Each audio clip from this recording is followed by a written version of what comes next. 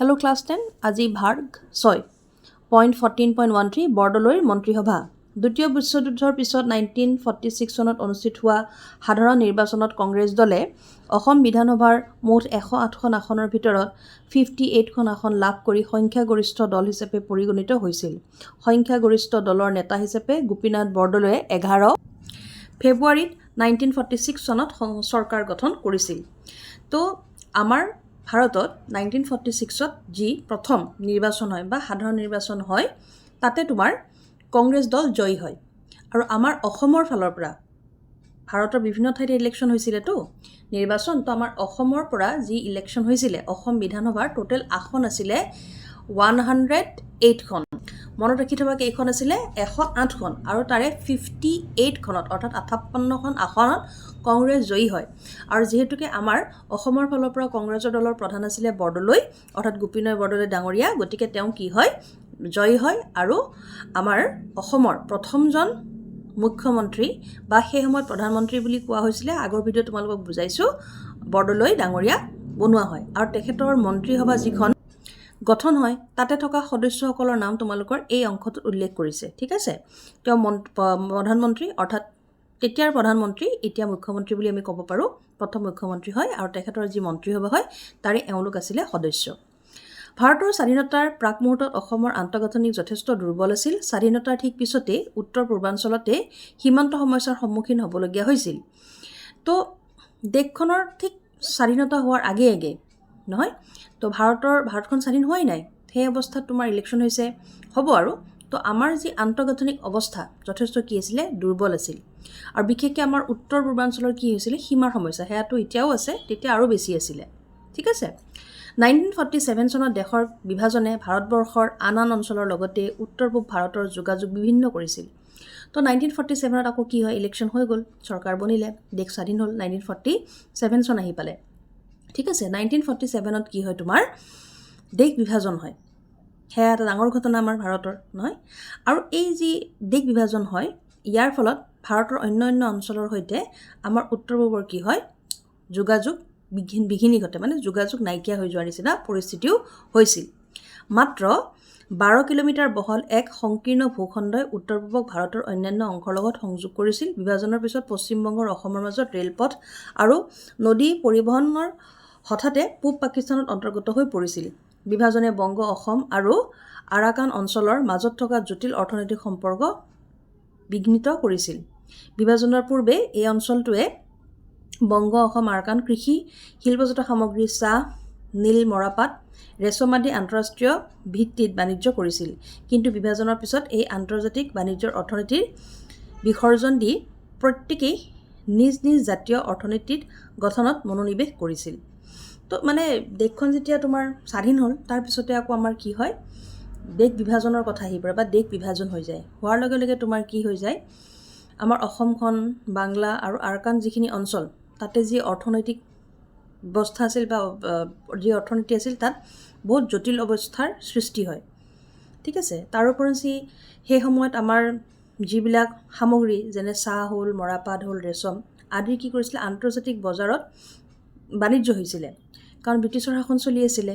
কিন্তু যে ইয়াৰ পৰা ব্ৰিটিছসকল গুচি গ'ল, দেশ স্বাধীন হ'ল, গতিকে আন্তৰ্জাতিক বাণিজ্যত ই বাধাৰ সৃষ্টি কৰে। ব্ৰিটিছসকল যোৱাৰ কাৰণে নহয়, আচলতে বাণিজ্যত আন্তঃৰাষ্ট্ৰীয় ক্ষেত্ৰত বাধাৰ সৃষ্টি হোৱাৰ অন্য এটা কাৰণ এটা উল্লেখ কৰিলে কি যে ইয়াতে কৈছে চোৱা যে চবে কি কৰিলে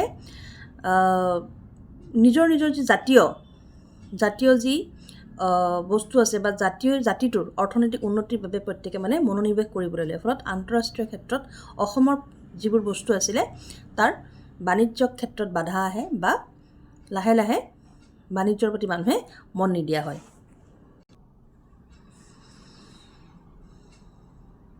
1962 চনৰ চীনৰ ভাৰত আক্ৰমণে উত্তৰ পূবৰ ভাৰতৰ নিৰাপত্তাৰ প্ৰতি প্ৰচণ্ড ভাবুকিৰ সৃষ্টি কৰিছিল। এইদৰে বিভাজনৰ পিছত উত্তৰ পূব অঞ্চলটোত ভৌগোলিকভাৱে বিচ্ছিন্ন হৈ পৰিছিল আৰু একে সময়তে নিৰাপত্তাৰ ক্ষেত্ৰত এক স্পষ্টতাৰ অঞ্চললৈ ৰূপান্তৰিত হৈছিল।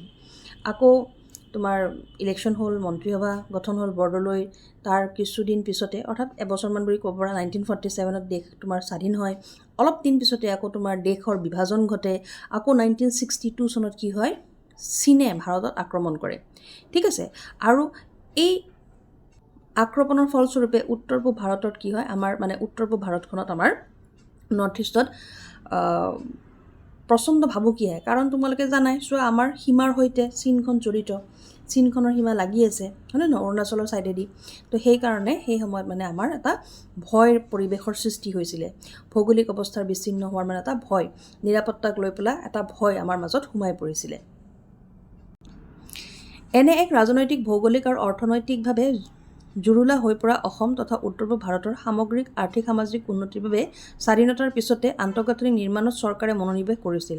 আন্তঃগাঁথনিৰ লগতে মানৱ সম্পদৰ বিকাশ আছিল বৰদলৈ মন্ত্ৰীসভাৰ এক অন্য লক্ষ্য। বৰদলৈ মন্ত্ৰীসভাৰ নেতৃত্বত গঢ়ি উঠা কিছু অনুষ্ঠানৰ বিষয়ে তলত সংক্ষেপত আলোচনা কৰা হ'ল। তো এতিয়া কথাটো হ'ল কি, মন্ত্ৰীসভা গঠন মই ক'লোৱেই। তো দেশখন স্বাধীন হ'ল, ব্ৰিটিছক পঠাই দিলোঁ, কিন্তু আমাৰ ভাৰতৰ আমি অংশ, আমাৰ অসমৰ সমস্যাৰ শেষ নাছিলে, উত্তৰ পূৰ্বাঞ্চলৰ অসমৰ সমস্যাৰ শেষ নাছিলে।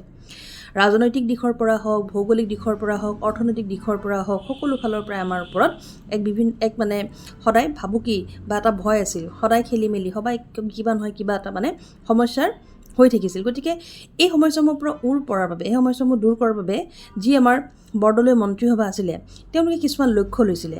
লক্ষ্যটো কি আছিলে? লক্ষ্যটো এটাই যে আন্তঃগাঁথনিকভাৱে আমি কি হ'ব লাগিব, সক্ষম হ'ব লাগিব, বা আন্তঃগাঁথনিটো আমাৰ মজবুত হ'ব লাগিব, ঠিক আছে। লগতে আমাৰ যিখিনি মানুহ, অৰ্থাৎ মানৱ সম্পদ, সেই মানুহখিনিকো আমি উন্নত, শিক্ষিত, সকলো ফালৰ পৰা আগবঢ়াই নিব লাগিব। হ'ল। তো তাৰ কাৰণে কিছুমান ষ্টেপ ল'ব লাগিব ন, এনেই ভাবি দিলে বা কৈ দিলেতো নহ'ব। মেইনলি কি হ'ব লাগিব, সেই মানুহখিনি শিক্ষিত কৰিব লাগিব। আমাৰ ভাৰতত এতিয়াও কৃষি প্ৰধান, তেতিয়াতো বহুত মানুহে কৃষি কৰিছিলে। তো কৃষি ক্ষেত্ৰত কি ধৰণে উন্নতি কৰিব পাৰি, মানুহৰ স্বাস্থ্য ভালে থাকিলেহে মানুহ কাম কৰিব পাৰিব বা উন্নতি কৰিব পাৰিব ৰাজ্যখনে, বা ৰাজ্যখনৰ উন্নতি দেশখনৰ উন্নতি, হয়নে।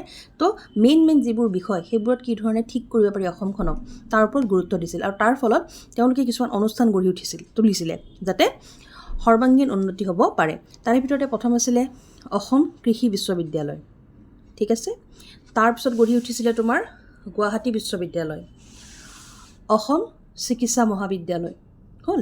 এই পইণ্টকেইটা বাৰু আমি পঢ়িম। এতিয়া এই খণ্ডলৈকে হ'ব পৰা ইম্পৰ্টেণ্ট কুৱেশ্যনকেইটা আমি চাই লওঁ। ইম্পৰ্টেণ্ট কুৱেশ্যন হ'ল, বৰদলৈ মন্ত্ৰীসভা / চৰকাৰ কেতিয়া গঠন হয়? তো ইয়াক দুই ধৰণে ক'ব পাৰে। মন্ত্ৰীসভা একচুৱেলি নহয়, চৰকাৰ গঠন হোৱাৰ পিছত মন্ত্ৰীসভাখন গঠন হয়। গতিকে প্ৰশ্ন এনেকৈ আহিব যে বৰদলৈ চৰকাৰ কেতিয়া গঠন হয়? 1946 চনত সাধাৰণ নিৰ্বাচন জয়ী হয়, চৰকাৰ গঠন হয়।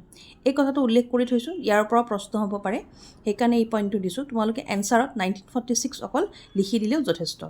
তাৰোপৰি 1946 কেতিয়া হৈছিলে? 11 ফেব্ৰুৱাৰীত। হ'ল। আৰু সেই সময়ত আমাৰ অসম বিধানসভাত আসন আছিলে 108, আৰু তোমাৰ কংগ্ৰেছ দলে লাভ কৰিছিলে 58টা।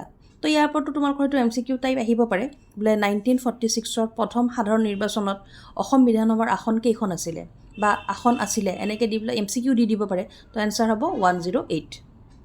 বৰদলৈ মন্ত্ৰীসভাৰ নেতৃত্বত গঢ়ি উঠা অনুষ্ঠান কিছুমানৰ নাম: অসম কৃষি বিশ্ববিদ্যালয়, গুৱাহাটী বিশ্ববিদ্যালয়, অসম চিকিৎসা মহাবিদ্যালয়। এতিয়া আমি পঢ়িম অসম কৃষি বিশ্ববিদ্যালয়ৰ ওপৰত। কাষতে এখন ছবি দিছে, দেখিছানে? এইখন হৈছে অসম কৃষি বিশ্ববিদ্যালয়ৰ মেইন গেটখন, ঠিক আছে। মূল তোৰণ বুলি লিখি থৈছে। ছবিখন চাই থবা। আজিকালি ছবি দি পেলাই প্ৰশ্ন হয়, তোমালোকে প্ৰত্যেকে গমেই পাইছা, পৰীক্ষাবোৰ দি প্ৰশ্ন দি দিব পাৰে, এইখন ক'ৰ গেট বা এয়া কি হয়। তো এয়া হৈছে অসম কৃষি বিশ্ববিদ্যালয়ৰ মেইন গেটখন। 1913 চনত কৰিমগঞ্জত, আৰু তাৰ ঠিক পিছতেই 1923 চনত তিতাবৰত অন্য এক কৃষি গৱেষণা কেন্দ্ৰৰ প্ৰতিষ্ঠাই অসম কৃষি বিশ্ববিদ্যালয়ৰ আৰম্ভণি বুলি ক'ব পাৰি। তো তোমাৰ 1913 চনত আৰু 1923 চনত কৰিমগঞ্জৰ তিতাবৰত কৃষকৰ বাবে বা কৃষিৰ বিষয়সমূহ, শস্য, বতৰ, এইবোৰ আৰু গৱেষণা কৰা হয়, বা গৱেষণাৰ বাবে অধ্যয়ন কৰিবৰ বাবে কেন্দ্ৰ এটা স্থাপন কৰা হয়। আৰু ইয়াৰ পৰাই অসম কৃষি বিশ্ববিদ্যালয়ৰ আৰম্ভণি বুলি আমি ক'ব পাৰোঁ। যদিও এই কেন্দ্ৰসমূহে গৱেষণা আৰু প্ৰশিক্ষণ অবিৰামভাৱে চলাই আছিল, তথাপিও এখন সুকীয়া কৃষি আৰু পশু মহাবিদ্যালয় আৱশ্যক হৈ পৰিছিল। খুলি দিলে ইহঁতৰ কাৰ্য, মানে এই তোমাৰ বিশ্ববিদ্যালয়কেইখনে তেওঁলোকৰ কাম কৰি আছে। কিন্তু এক বিশেষ ধৰণৰ যদি হয়, মানে এই কৰিমগঞ্জৰ ভাগে হৈ আছে, তিতাবৰৰ ভাগে হৈ আছে, স্পেচিয়েলি এখন স্পেচিফিক হেড টাইপ এখন যদি থাকে, তেতিয়া সুবিধা হয়। তো তাৰ ওপৰত লক্ষ্য ৰাখি পেলাই সেয়েহে 1948 চনত নগাঁৱত অসম পশু বিদ্যালয় আৰু যোৰহাটত অসম কৃষি মহাবিদ্যালয় প্ৰতিষ্ঠা কৰা হৈছিল। তো আৱশ্যকতাৰ ওপৰত লক্ষ্য কৰি পেলাই 1948 চনত নগাঁৱত অসম পশু মহাবিদ্যালয় স্থাপন হয়। আৰু তোমাৰ এই 1969ত দেই মনত ৰাখিবা, 1969ত সেইটো চনটো ইয়াত উল্লেখ কৰা আছে পিছৰ ফালে, এইটো নহয়। পাৰ্যটো পঢ়োঁতে এই 1948তে দুইখন মহাবিদ্যালয় স্থাপন হোৱা যেন লাগে, আচলতে দুইটাৰ চনটো বেলেগ বেলেগ।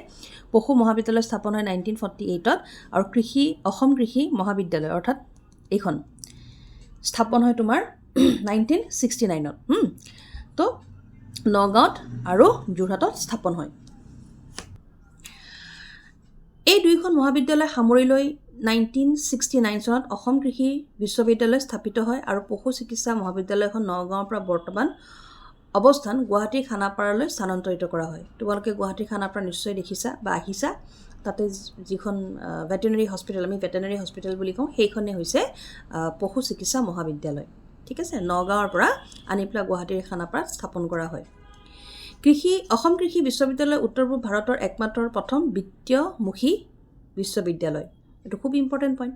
প্ৰথম কথা হ'ল অসম কৃষি বিশ্ববিদ্যালয়খন আমাৰ নৰ্থ ইষ্টৰ প্ৰথম আৰু একমাত্ৰ, এতিয়ালৈ নাই তাৰমানে, একমাত্ৰ কি হয় বৃত্তিমুখী বিশ্ববিদ্যালয়। বৃত্তি মানে কি?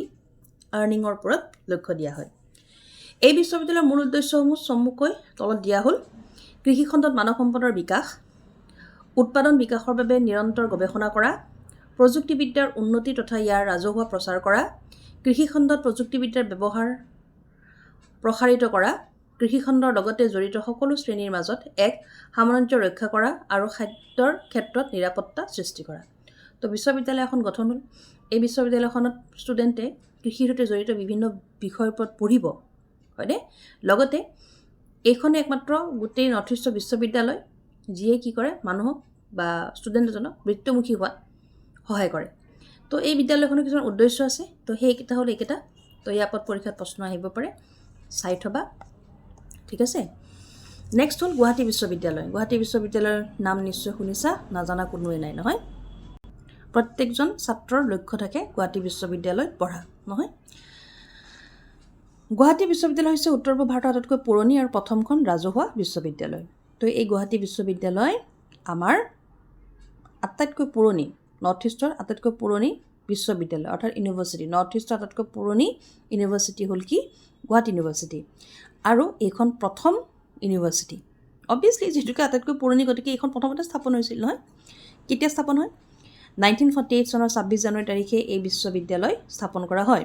গুৱাহাটী অৰ্থাৎ অসমত অতি সহজে এখন বিশ্ববিদ্যালয় হ'ব পাৰে, এই অভিমত পোনতে প্ৰকাশ কৰিছিল 1917 চনত ভাৰত চৰকাৰে নিযুক্তি দিয়া কলিকতা বিশ্ববিদ্যালয় আয়োগৰ অধ্যক্ষ ছাৰ মাইকেল ছেডলাৰে। তেওঁৰ সেই বছৰৰে ডিচেম্বৰ মাহত শিৱসাগৰত অনুষ্ঠিত হোৱা আছাম এছ'চিয়েশ্যনৰ বাৰ্ষিক বৈঠকত এখন বিশ্ববিদ্যালয়ৰ বাবে ৰাজহুৱা দাবী উত্থাপন হৈছিল। ইয়াৰ পৰৱৰ্তী কালত যাৱতীয় তথ্যপাতিৰ সংগ্ৰহ আৰু এক উপযুক্ত স্থান বিচাৰ কৰিবৰ বাবে 1940 চনত সূৰ্য কুমাৰ ভূঞাক বিশেষ বিষয়া হিচাপে নিযুক্তি দিয়া হয়। তো 1948 চনৰ 26 জানুৱাৰীত বিশ্ববিদ্যালয়খন স্থাপন হ'ল। কিন্তু বিশ্ববিদ্যালয়খন স্থাপনটো এনেই হৈ নাযায়, বনাব লাগিব না, বহুত ডাঙৰ ডাঙৰ বিল্ডিং, ডিপাৰ্টমেণ্ট, ডাঙৰ মাটিৰ দৰকাৰ হ'ব। লগতে বিশ্ববিদ্যালয়খন একেদিনাই আলোচনা হৈ, একেদিনাই মাটি পাই, একেদিনাই স্থাপন কৰাৰ কথা নহয়। আচলতে 1917 চনতে আমাৰ ইয়াতে যে এখন বিশ্ববিদ্যালয় হ'ব লাগে বা বিশ্ববিদ্যালয়ৰ প্ৰয়োজন আছে, এই বিষয়ে ভাৰত চৰকাৰে কাক নিযুক্তি দিছিলে? কলিকতা বিশ্ববিদ্যালয় আয়োগৰ অধ্যক্ষ ছাৰ মাইকেল নামৰ ব্যক্তিজনক। ঠিক আছে, যে ইয়াতে বিশ্ববিদ্যালয় অৰ্থাৎ অসমত এখন বিশ্ববিদ্যালয় হ'ব লাগে বুলি। তাৰপিছত যেতিয়া আকৌ আছাম এছ'চিয়েশ্যনৰ বিষয়ে আমি অলৰেডি পঢ়িছোঁ, নহয়? তো আছাম এছ'চিয়েশ্যনৰ যি বাৰ্ষিক অধিৱেশন হৈছিলে, তাতে তেওঁলোকে দাবী উত্থাপন কৰে যে আমাৰ অসমত এখন বিশ্ববিদ্যালয়ৰ দৰকাৰ হ'ল। তো এনেকৈ সময়ে চলি অহা দাবী হওক বা চৰকাৰৰ অনুভূতি হওক, গৈ পেলাই 1940 চনত কি কৰা হয়? সূৰ্য কুমাৰ ভূঞা নামৰ এজন বিষয়াক দায়িত্ব দিয়া হয়, যাতে বিদ্যালয় এখন স্থাপন কৰিবৰ বাবে যি বস্তুৰ প্ৰয়োজন হয়, সেই গোটেইখিনি যাতে সুন্দৰকৈ তথ্যপাতি সুন্দৰকৈ যাতে সংগ্ৰহ কৰিব পাৰে, তাৰ কাৰণে দায়িত্ব দিয়া হয়। অসম চৰকাৰৰ গুৱাহাটী বিশ্ববিদ্যালয় অধিনিয়মৰ 1947 চনৰ অধীনত 1948 চনত গুৱাহাটী বিশ্ববিদ্যালয় স্থাপন হয়। 1948 চনৰ 26 জানুৱাৰী তাৰিখে অনুষ্ঠিত হোৱা বিশ্ববিদ্যালয়ৰ প্ৰথমখন আদৰণি সভা দিনটোকে বিশ্ববিদ্যালয় প্ৰতিষ্ঠা দিৱস হিচাপে পালন কৰা হয়। প্ৰতিষ্ঠা কালত ইয়াৰ অধীনত 17খন মহাবিদ্যালয়, 8টি স্নাতকোত্তৰ বিভাগ আছিল। মহানগৰী কেন্দ্ৰৰ পৰা কাৰ্যক্ৰমে আৰম্ভ কৰা বিশ্ববিদ্যালয়খন 1955-56 চনত বৰ্তমানৰ জালুকবাৰী চৌহদত স্থানান্তৰিত হয়। বৰ্তমান বিশ্ববিদ্যালয় চৌহদটো গোপীনাথ বৰদলৈ নগৰ নামেৰে জনাজাত। তো সি যি কি নহওক বিভিন্ন ধৰণৰ আলোচনা প্ৰস্তাৱ দাবী ওপৰত লক্ষ্য ৰাখি পেলাই 1948 চনত আমাৰ বিশ্ববিদ্যালয় গুৱাহাটী বিশ্ববিদ্যালয়খন স্থাপন হয়। আৰু যিহেতুকে তোমাৰ 1948 চনৰ 26 জানুৱাৰী তাৰিখে অনুষ্ঠান ৰখা হয়, প্ৰথম আদৰণি সভাখন ৰখা হয়, সেইকাৰণে সেই দিনটোকে বিশ্ববিদ্যালয়খনৰ প্ৰতিষ্ঠা দিৱস হিচাপে পালন কৰি অহা হয় বা পালন কৰে। হ'ল। আচ্ছা, প্ৰথম অৱস্থাত যেতিয়া বিশ্ববিদ্যালয়খন গঠন হয়, আমাৰ গুৱাহাটী বিশ্ববিদ্যালয় গঠন হয়, ক'ত আছিলে? মহানগৰীৰ কেন্দ্ৰত আছিলে। হ'ল। কিন্তু পিছলৈ অৰ্থাৎ তোমাৰ 1955-56 চনত প্ৰায় ধৰি লোৱা 7-8 বছৰ পিছত, স্থাপন হোৱাৰ 7-8 বছৰ পিছত তোমাৰ বিশ্ববিদ্যালয়খনক জালুকবাৰীলৈ বা যি একচুৱেলি ইউনিভাৰ্চিটিৰ কাৰণে জাগা বিচাৰি থোৱা হৈছিলে তালৈ স্থানান্তৰ কৰা হয়। আৰু আজি য'ত জালুকবাৰীত আমাৰ বিশ্ববিদ্যালয়খন আছে সেই অঞ্চলটোক গোপীনাথ বৰদলৈ নগৰ নামেৰে জনা যায়। এইবাৰ আহিব পইণ্ট, অসম চিকিৎসা মহাবিদ্যালয়। GMC বুলি কোৱা নহয় তোমালোকে? ঠিক আছে। GMC নাম শুনিছা নহয়, গুৱাহাটীত যে আছে GMC, সেয়া। উত্তৰ পূব ভাৰতৰ প্ৰথমখন চিকিৎসা মহাবিদ্যালয় স্থাপন হৈছিল ডিব্ৰুগড়ত। 1900 চনতে ডিব্ৰুগড়ত ডক্টৰ জন বেৰী হোৱাইটেৰ 50,000 টকাৰ অনুদানৰ পুঁজিৰে বেৰী হোৱাইট মেডিকেল কলেজ স্থাপন হৈছিল। জনহিতৈষী ডক্টৰ জন বেৰী হোৱাইটৰ আছিল লখিমপুৰ জিলাৰ চিভিল ছাৰ্জন। তো আৰম্ভণি মানে সাধু কথাৰ নিচিনা এইবোৰ দেই, একেদিনে অসম চিকিৎসা বিদ্যালয়খন গঢ়ি উঠা নাই। তো ডিব্ৰুগড়ত প্ৰথমতে কি হয়, ভাৰতৰ বা উত্তৰ পূব ভাৰতৰ মানে আমাৰ নৰ্থ ইষ্টৰ প্ৰথম চিকিৎসা বিদ্যালয়খন স্থাপন হ'ল ডিব্ৰুগড়ত। কোনে কৰিলে? 1900 চনত। দেখিছেনে? দেশ স্বাধীন হোৱা নাই, নিশ্চয় কোনো ইংৰাজ হ'ব। আৰু তেখেত আছিলে কোন? ডক্টৰ জন বেৰী হোৱাইট। আৰু তেখেতে নিজৰ জমা পইচা প্ৰায় 50,000 টকা দি পেলাই এখন মেডিকেল স্কুল স্থাপন কৰে, অৰ্থাৎ চিকিৎসাৰ শিক্ষা দিয়াৰ বাবে এখন স্কুল স্থাপন কৰে। নাম আছিলে কি? Barry white medical school. হ'ল। আৰু এই যে জন বেৰী আছে, তেখেত আছিলে কি? লখিমপুৰ জিলাৰ চিভিল ছাৰ্জন। হ'ল। তেখেতে মানে বেৰী ছাৰ্জন নামৰ এজন ইংৰাজ আছিলে, তেখেতে লখিমপুৰ জিলাৰ চিভিল ছাৰ্জন আছিলে। আৰু 1900 শতিকাত তেখেতে নিজৰ জমা টকা দি পেলাই ডিব্ৰুগড়ত এখন মেডিকেল স্কুল স্থাপন কৰে, আৰু নাম আছিলে কি? Barry white medical college. আৰু এইখনে পিছলৈ গৈ পেলাই আমাৰ অসম চিকিৎসা মহাবিদ্যালয়ত পৰে। আমি পঢ়িলে গম পাম। 1910 চনত এই চিকিৎসা বিদ্যালয়ৰ ইংলেণ্ডৰ পৰা 2টা এক্স-ৰে মেচিন আদান কৰি আনিছিল আৰু ৰেডিঅ'লজি বিভাগ আৰম্ভ কৰিছিল। দ্বিতীয় বিশ্বযুদ্ধৰ পিছত এই বিদ্যালয়ৰ ওচৰৰে এখন চিকিৎসালয়ৰ চৌহদত স্থানান্তৰ কৰা হৈছিল, যিখন যুদ্ধৰ সময়ত আমেৰিকা যুক্তৰাষ্ট্ৰৰ সৈন্যবাহিনীয়ে ব্যৱহাৰ কৰিছিল। স্বাধীনতাৰ পিছত 1947 চনৰ 3 নৱেম্বৰ তাৰিখে এই বিদ্যালয়ক আনুষ্ঠানিকভাৱে অসম চিকিৎসা বিদ্যালয় নামেৰে নামাকৰণ কৰা হয়। তো ডক্টৰ আমি পঢ়িলোঁ নহয় মাত্ৰ, নামটো কি আছিলে? ডক্টৰ জন বেৰীয়ে আৰম্ভ কৰিলে। হ'ল। আৰু 1947 চনত 30 নৱেম্বৰত এই তোমাৰ বেৰী হোৱাইট মেডিকেল স্কুল নামৰ স্কুলখনেই নামাকৰণ কৰি দিয়া হয় অসম চিকিৎসা মহাবিদ্যালয় নামেৰে। হ'ল।